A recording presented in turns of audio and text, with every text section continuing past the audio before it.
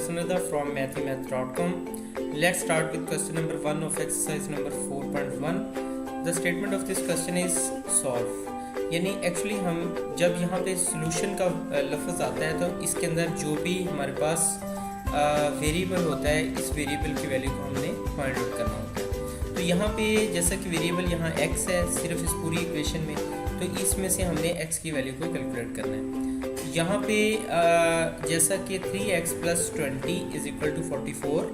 अब ये 20 प्लस में है, ये इक्वल साइन के दूसरी साइड पर जाएगा तो ये माइनस में चला जाएगा।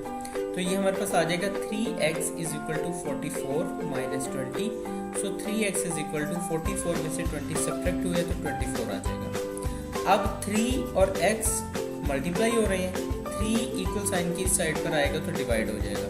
So x is equal to 24/3 और 3 और 24 कैंसिल आउट हुए तो हमारे पास x की वैल्यू 8 आ गई। तो यहाँ पे जो हमारा कांस्टेंट था वेरिएबल यानी x था, x की वैल्यू 8 आ गई। इसी को हमने फाइंड आउट करना था। अब इस क्वेश्चन नंबर 1 के सेकंड पार्ट में यहाँ पे 4x/5 minus 3x/4 is equal to 4। अब यहाँ से भी हमने x की वैल्यू को फाइंड आउट करना है। यहाँ पे हम सबसे पहले तो इसका एलसीएम ले लेते हैं। इसका एलसीएम आ जाएगा 5 और 4 है, यानी इसका डिनोमिनेटर 4 है, यहाँ डिनोमिनेटर 5 है, यहाँ डिनोमिनेटर 4 है, तो इन दोनों का एलसीएम 20 आ गया। अब हम ऐसा करते हैं कि 20 को अंदर रखते हैं और 5 पर डिवाइड कर देते हैं। तो इसका आंसर 4 आया। 4 को इस 4x से मल्टीप्लाई कर देते हैं तो ये हमारे पास 16x आ जाएगा। अब यहाँ पे हम फिर 20 को लेते हैं, यानी जो एलसीएम है इसको हम इस डिनोमिनेटर पे डिवाइड कर देते हैं यानी 4 पे, तो इसका आंसर 5 आ जाएगा। 5 इस 3x से मल्टीप्लाई होगा तो ये हमारे पास 15x आ जाएगा। So 16x minus 15x over 20 is equal to 4। अब ये यहाँ पे 20 डिवाइड हो रहे हैं, ये इक्वल साइन के इस साइड पर आएगा तो ये मल्टीप्लाई हो जाएगा। सो ये हमारे पास 16x minus 15x is equal to 20 multiplied by 4। तो ये 20 multiplied by 4 is equal to 80 और 16x minus 15x is equal to x आ जाएगा। सो x की वैल्यू हमारे पास 80 आ गई।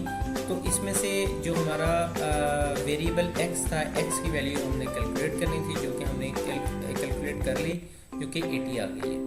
इसी तरह से हम इसी क्वेश्चन के थर्ड पार्ट की तरफ चलते हैं। ये 3x + 3 into x + 1 into is equal to 69। यहाँ भी हमने x की वैल्यू को फाइंड आउट करना है। तो यहाँ पे 3x इसी तरह से आ जाएगा। 3 को यहाँ पे x से और 1 से दोनों से मल्टीप्लाई करते हैं, ये हमारे पास आ जाएगा 3x + 3, यानी 3x से मल्टीप्लाई होगा तो 3x आ जाएगा। यहाँ 3 1 से मल्टीप्लाई होगा तो यहाँ पे 3 आ गया और 69 इसी तरह से आ गया। ये 3x और ये 3x 6x आ जाएगा प्लस 3 इज इक्वल टू 69। यहाँ पे ये +3 इक्वल साइन के साइड पर आके -3 हो जाएगा। तो ये 6x is equal to 69 minus 3 that is equal to 66। अब यहाँ पे x और 6 मल्टीप्लाई हो रहे हैं, 6 इक्वल साइन के साइड पर आएगा तो डिवाइड हो जाएगा।